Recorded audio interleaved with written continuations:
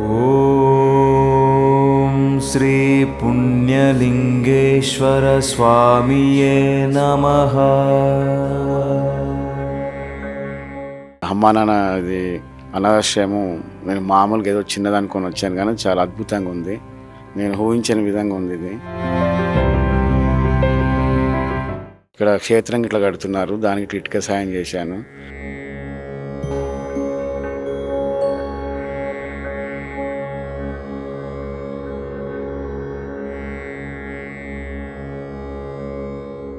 ఆ అనాథాలకు కానీ వాళ్ళ ట్రీట్మెంట్ కానీ వాళ్ళ భోజన సదుపాయం కానీ మన ఇంట్లో ఉన్న దానికన్నా చాలా ఈ విధంగా ఉంటుందని నేను అసలు ఎక్స్పెక్ట్ చేయలేదు.